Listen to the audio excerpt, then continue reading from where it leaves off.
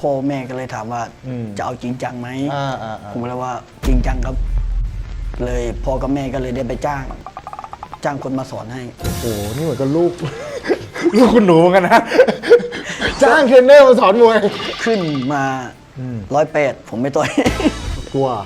กลัวแม่เขาดูโหดอย่างนี้อ่ะกลัวเตะขาครับอ๋อคือเขามวยกระดูกนะครับไฟนั้นผมถอนเลยที่วันนี้นี่เสร็จแล้วยังไม่รู้นะถอนคิดว่า 3A ป่วยเหรอถึงถอนไม่ใช่นะถอนการเมืองนะ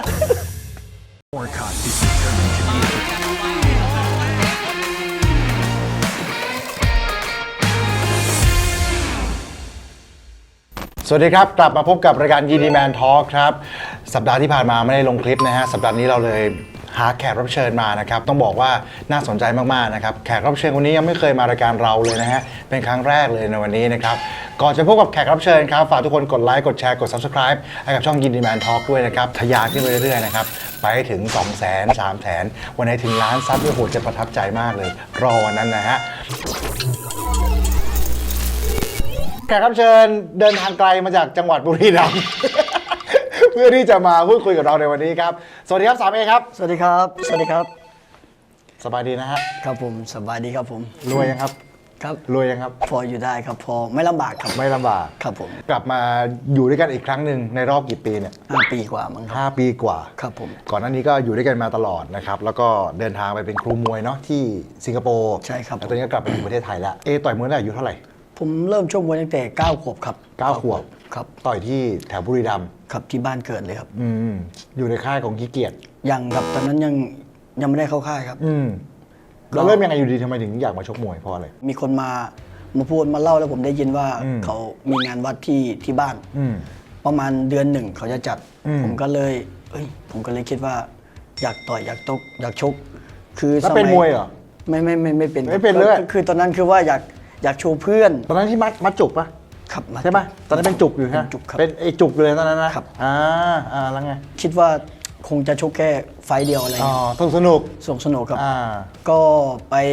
พอรู้ข่าวก็ผมก็ไปที่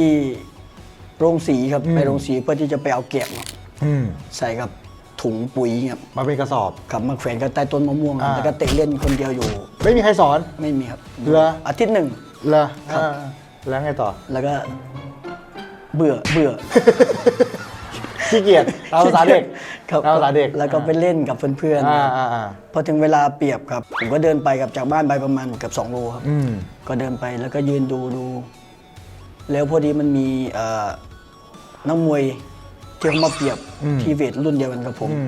แล้วเขาหาคู่ไม่ได้คนเปรียบก็เป็นลุงผมเขาบอกว่าใครอยากชกกับคนนี้ผมจะยกมือเลยทั้งที่เราก็ไม่รู้ว่าเขาต่อยมายังไงไม่เคยอะไรเลยแค่อยากจะชกแค่นั้นเองครับแล้วไงต่อแล้วลุงเขาก็บอกว่าเอาจริงเหรอจะชกจริงเหรอถ้าอยากชกก็ให้ไปบอกพ่อกับแม่ผมก็เลยวิ่งจากที่เปรียบมวยกลับไปถึงบ้านแม่ไปทำงานอยู่ผมก็เลยวิ่งไปที่ทำงานแล้วก็ไปขอพ่อกับแม่ต่อยพ่อกับแม่ก็ไม่ให้ต่อยครับไม่ให้ต่อยครับผมก็นั่งลงร้องไห้ดิ้นอยู่กับพื้นอยู่กับพื้นนั่นแหละครับจนแกยอมแกเลยพาไปสุดท้ายก็เลยได้ต่อยครับไฟแรกแสดงว่าคู่ต่อสู้เนี่ยเคยต่อยหลายครั้งแล้วก็ชกประมาณ 2-3 ครั้งครับแต่เราไม่เคยเลยครับแล้วเป็นไงบ้างไฟแรกผมก็ไม่รู้จะต่อยไงผมก็ต่อยออกหมัดติดตามภาษาที่มูตัวไปแต่พอดียก 2ผมไปต่อยหมัดแล้วคู่ต่อสู้ล่วงครับได้นับ8ครับแต่ว่าวันนั้นก็คือแบบต่อยแบบไม่ได้รู้มวยไม่ได้เป็นมวยต่อยเพื่อความแค่อยากจะต่อยโชว์เพื่อนแค่นั้นเองใช่ครับแล้วพอต่อยเสร็จปั๊บความตั้งใจเดิมก็คือคิดว่าเลิกแล้วคงไม่ชกแล้วครับแล้วมาอยู่ดีถึงชกต่ออีกหมู่บ้านหนึ่งครับเขามีงานใช้ชื่ออะไรครั้งแรกใช้3A ครับ3A เลย 3A เลยครับทำไมถึงใช้ชื่อ 3A ตั้งเองด้วยป่ะลุงคนเปรียบมวยเป็นคนตั้งให้ครับเพราะว่าผมชื่อเล่นชื่อ A อยู่แล้วเขาก็เลยตั้งให้ผมเป็น 3A ครับแต่ไม่มีค่ายก็ลูกหนองเพชรกับก็ชื่อหมู่บ้าน3A ลูกหนองเพชรเป็นชื่อแรกในการชกมวยครับไฟที่ 2ผมก็ไม่ได้ตั้งใจว่าจะไปชกอีกครับพอดีอยู่กับครอบครัวไปแล้วพอดีกรรมการที่เขาเห็นผมชกเขาเห็นว่าผมมีแวว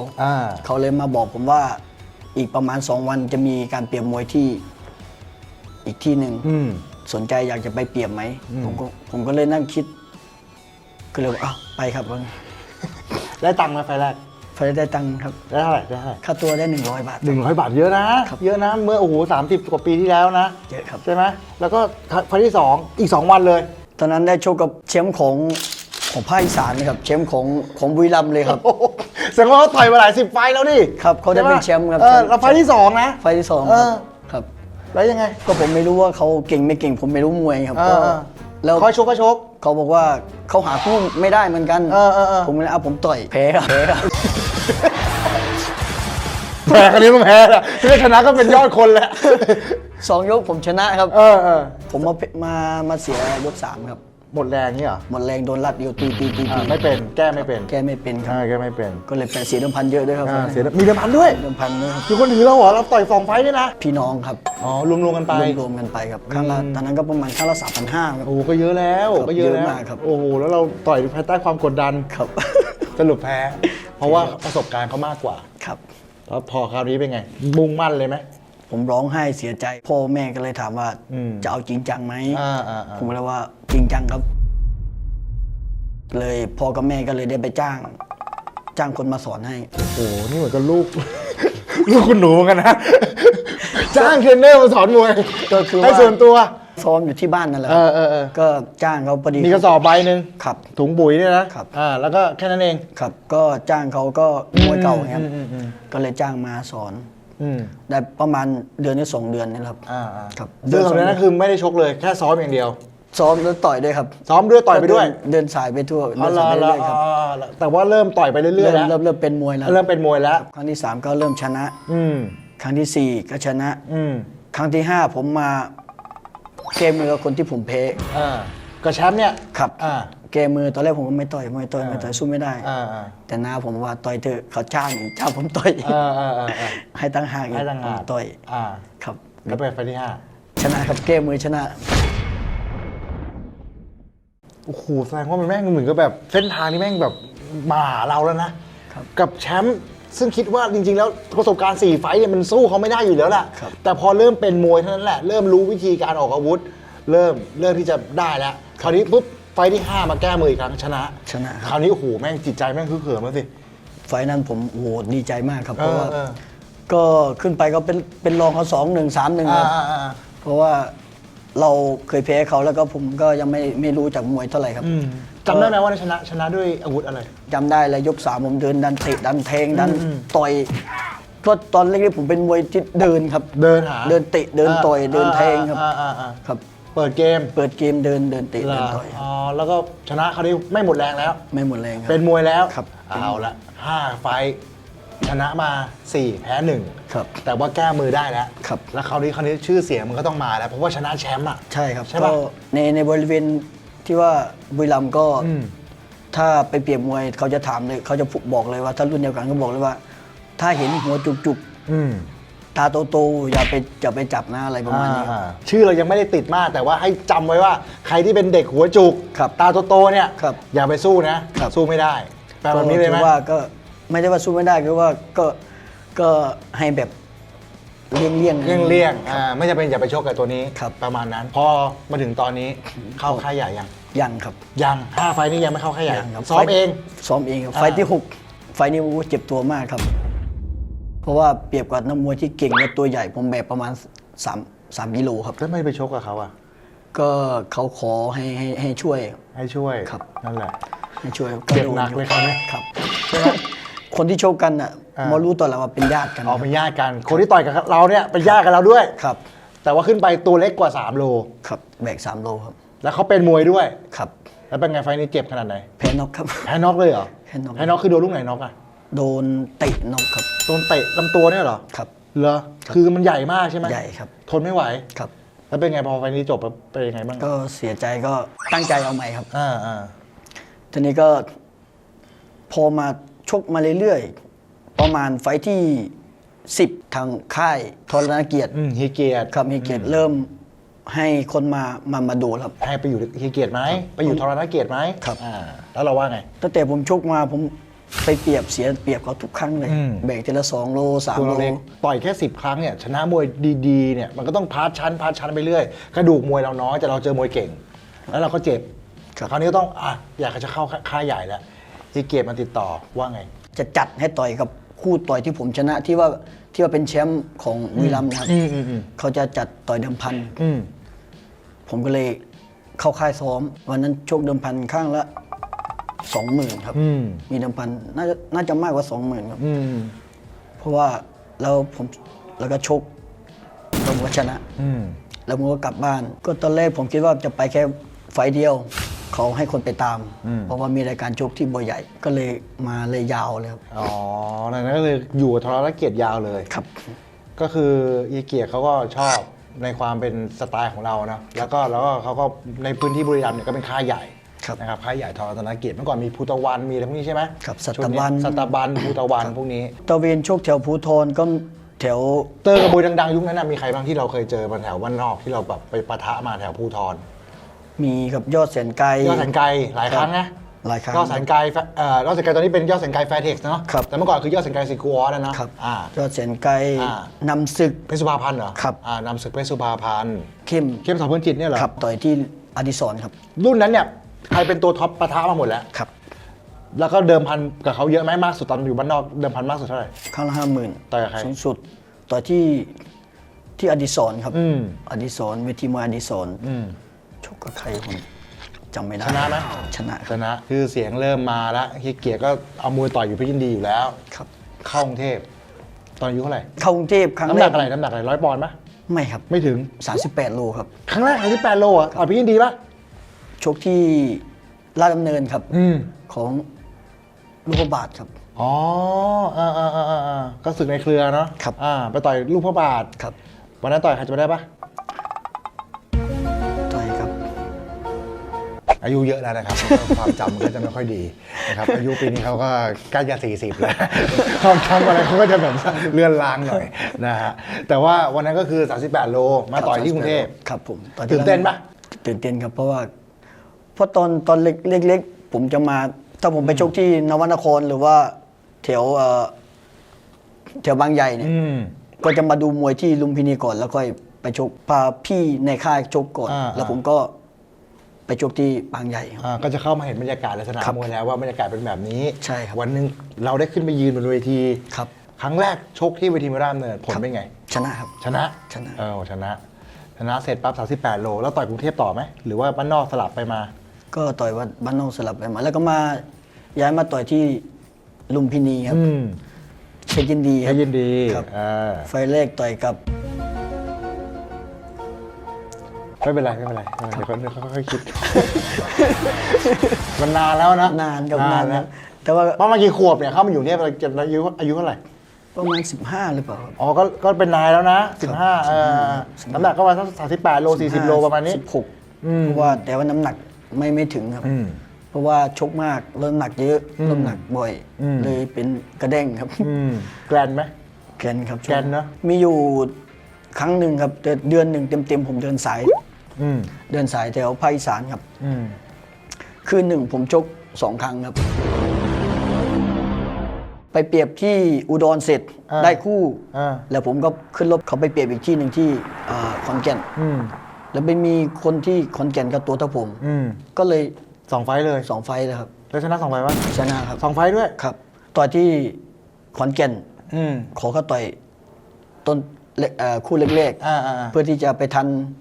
ที่อุดรผ้าบนมือยังไม่ได้ถอดเลยครับ ก็เดี๋ยวไปใส่ที่นู่นเลย ครับ ใส่ที่นู่นต่อแล้วก็ชก ช ต่อก เล เสร็ ย จก็กางเกงมวยก็ยังอยู่ คือเมื่อก่อนตอนเด็กคือแทบจะไม่ค่อยได้ซ้อมอ่ะ ไม่ได้ซ้อมนะ ชกเหมือนซ้อม ครับ ใช่ป่ะก็ชกเหมือนกับซ้อมนั่นแหละ ครับ ก็ชกแทบจะทุกวันแบบนั้นป่ะ2 วันต่อยที3 วันต่อยทีวันหนึ่ง2 ไฟต์ก็มี ครับคืนหนึ่งต่อย2 ครั้งครับขึ้น แสด รง ถ ว่าชีวิตตอนนั้นก็เหมือนกับประมาณอย่างนี้ไหมวะก็คือนั่งรถกระบะไปตะเวนชกไปเรื่อย ครับ เขาก็พาไปชกพาไปตะเวนเดินสาย ใช่ครับ จนกระดูกมันก็เลยได้ ครับ พอกระดูกได้ปั๊บก็เลยเข้ามากรุงเทพเนี่ยจุดเริ่มต้นของการเป็นนักมวยก็คืออยู่ในเพชรยินดีมันตั้งแต่แรกเลยนะครับไม่ได้ไปอยู่ที่ไหนเลย แล้วก็สร้างชื่อเสียงเพชรยินดีเยอะมากนะครับจนในที่สุดเนี่ยเขาก็ต่อยไปเรื่อยพอมาต่อยในกรุงเทพจำได้ไหมว่าเราได้แชมป์เส้นแรกเนี่ยน้ำหนักอะไร ชิงแชมป์105 ปอนด์กับยอดแสนไกลผมก็แพ้ ยอดสังกัดนี่กี่ไฟต์เนี่ย 7ครับ 7 ไฟต์ 7 ไฟล์ แพ้มากกว่าชนะ ผมชนะไฟล์เดียวครับ จริงเหรอแพ้6เลยเหรอ แพ้6ครับ แพ้ทางเหรอวะหรือว่าไงวะ แพ้แบบ แพ้แบบสูสีแพ้แบบเป็ คือมัน ต่ มวยซ้ายกับซ้ายชิงกันเตะอะนะครับ หมดยกผมไม่ต่อทุกไฟต์นะครับ แต่แพ้ ตอนชิงแชมป์105 ปอนด์ อ่า หมดยกผมไม่ต่อ4-1 อ่า ครับ ชูยอดแข่งไกล หน้าเสือไม่ดีตอนนั้นหน้าเสือไม่ดี หน้าเสือไม่ดีพอเสร็จแล้วต่อยยอดแข่งไกลชิงแชมป์105แพ้ ครับ แล้วไงต่อ ขึ้นมา 108 อืมยอดสกายอีกไหม ไม่ครับเสียนเอาว่าจะให้ชิงกับเดชดำรงครับ เดชดำรง ครับ ผมไม่ต่อย กลัว กลัว กลัว เพราะอะไรเขาฉายาไอ้ตาดุทำไมเขาดูโหดอย่างนี้ กลัว อ่ะ เตะขาครับ อ๋อ คือเขามวยกระดูกอะนะครับ อายุมากกว่าด้วย ไฟล์นั้นผมถอนเลยถอนเลย ที่วันนี้นี่เสร็จแล้วยังไม่รู้นะ ถอนคิดว่า 3A ป่วยเหรอถึงถอนไม่ใช่นะถอนการเมืองนะ กลัว คือแยงไม่อยากจะชกแบบ ถอน นี้ เลยเก้งมาเจ็บขาเก้งมาเจ็บเอว อ๋อ ก็เลยไม่ได้ชิง108 ไม่ได้ชิงครับ ก็เลยข้ามมา112ได้ชิงไหม ชิงครับ ชิงอะไร ดาวพระศุกร์ครับ ดาวพระศุกร์ศิลปาฟ้า ครับ โอ้นี่เก๋าประสบการณ์สูง ตอนชิง อ่า แพ้ แพ้ ต่อยธรรมดาชนะขาด จริงเหรอ ครับ แต่พอชิงแพ้เพราะอะไรมัน พอชิ ก ง ดดันอย่างนี้เหรอวะ ไม่รู้เหมือนกันครับ หรือว่าจังหวะดวงมันยังไม่ให้ ดวงยังไม่ให้ ดวงยังไม่ให้ ครับผมชิงนี่3 ยก 4 ยกเนี่ยผมไม่โตะ อ่า ขาดเลย อ่า แพ้ปลายยก 5 ทุกทีอะแพ้ยก 5 ตลอด เพราะปลายเราหมดเหรอหรือว่าไง อาจจะคุมไม่อยู่ คุมเกมไม่อยู่ ครับ คุมเกมไม่อยู่แล้วเจอมวยประสบการณ์เยอะเขาฉายปุ๊บเขาชนะเลย ใช่ ไหมพอ112ก็ไม่ได้115เป็นไง ชิงแชมป์ไฟล์แรก อืม ขึ้นมาชิงกับเพชร เพชรต่อบางแสน ครับ อำนาจลื่นเริงเนี่ยนะครับ โอ้โหคู่นี้โคตรน่าดูเลยเป็นไงตอนนั้นน่ะ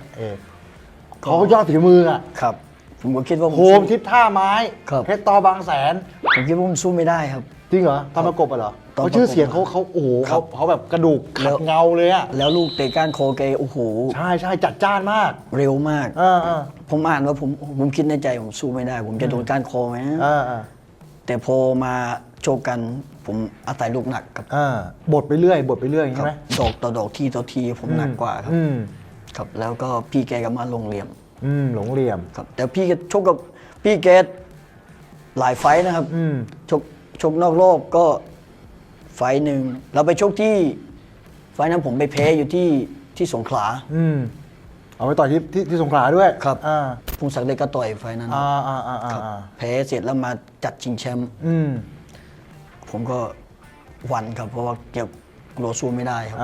สุดท้ายชนะ ชนะ จังหวะโชคชะตา ครับ จะได้เป็นแชมป์ ครับ 115 ปอนด์เส้นแรกของลูมพินี ครับ ใช่ไหม ครับ โอ้โหต้องมีความสุขมากเลยไฟนั้น โอ้โหผมดีใจมากนอนไม่หลับเลยครับ ดีใจแบบนอนกอดเข็มขัดเลยไหม ครับดีใจครับ แล้วชนะมวยอย่างโคมทิพย์ท่าไม้หรือพี่เพชรเนี่ยโอ้โหยอดมวยนะพวกนี้ยอดมวยอัจฉริยะนะครับพอชนะ 115 เสร็จคราวนี้ก็ชื่อเสียงทุกคนรู้จัก 3A หมดแล้ว ครับ 3A ทรรัตนเกียรติ แต่ก่อนผมได้ฉายาครับ ว่า เขาใส่ฉายาให้ผมว่าราชาไร้บัลลังก์ครับ ราชาอะไรเป็นหลักเพราะชิงอะไรแพ้ทุกที ครับ อืม เวลาชกนอกรอบนี่เก่ง อ่า พอชิงแชมป์แพ้ตลอด แล้วฉายาซ้ายไฟรามทุ่งมาตอนไหน มาตอนผมน่าจะช่วงได้แชมป์หรือเปล่าครับช่วงได้แชมป์ 115เนี่ยนะครับ แล้วเริ่มห็น เริ่มมีชื่อเสียงแล้ว มีคนเขาลงไปในที่ว่าใบรายการครับบอกสายไฟลำทุ่ง แล้วชอบไหม ตอนแรกผมอะไรไฟลำทุ่ง ผมคิดว่าไฟที่แบบอยู่ในทุ่งนาอย่างมันลามเนี่ยผมคิดว่าอย่างนั้นแต่บางคนเขาก็ว่าเป็นเหมือนที่เป็นที่มันขึ้นตามตัวคนอะถ้ามันอ้อมถึงตัวแล้วก็ตาย สะเก็ดเงินอะไรเงี้ยเหรอ ประมาณนั้น บวกงูสวัสด์สรุปมันดีหรือไม่ดีวะเนี่ยซ้ายไฟรามทุ่ง ผมก็ไม่รู้นะครับก็ แต่คนชอบนะครับ แล้วเป็นฉายาที่คือเมื่อก่อนเนี้ยมันจะไม่เหมือนกับปัจจุบันเนี่ยจะหาฉายาให้นักมวยน้อยแล้ว ครับ แต่เมื่อก่อนเนี่ยใครที่มีชื่อเสียงที่แบบว่าติดตาคนดูเนี่ยเขาจะตั้งฉายาให้นักข่าวจะเป็นคนตั้งให้ อย่างเงี้ยซ้ายไฟรามทุ่งเมื่อก่อนจะมีหลายฉายาเยอะไอ้หนูคอมพิวเตอร์ยอดแสนไกลเนี่ยเป็นหนูคอมพิวเตอร์อะไรเงี้ยเพราะเป็นยอดมวยนะประมาณอย่างนั้นก็จะมีฉายาทุกๆคนนะครับ ช่วงหนึ่งที่ผมได้แชมป์แล้วผมหนีครับมาทำงานครับ ไปทำงานอะไรอ่ะ ช่างสียนต์กับทำโรงกลึงเฟอร์นิเจอร์ คือใช้พูดตรงๆอ่ะเป็นกรรมกรถูกป่ะ ครับพ่อกับแม่ไปตามครับพ่อกับแม่ไปตามบอกว่าให้มาต่อยมวยเถอะจำได้เลยผมโทรหาเสียนาว่าเสียนาว่าผมขอมาซ้อมที่เพชรยินดีนะครับผมจะซ้อมที่ไหนครับซ้อมที่เพชรยินดีครับที่จรัญเนี่ยไปซ้อมกับโบ๊ทสิโบ๊ททำค่ายอยู่หน้าสนามเบอร์ ไม่เอาครับไม่เอาไม่เอาครับไม่เอา เพราะตอนนั้นเนี่ยไม่มีมวยคือเริ่มทำค่ายมวยใหม่ๆเลยแบบใหม่สดๆเลย เพิ่งจดทะเบียนเพชรยินดีอะคาเดมี่เลยตอนนี้เอมา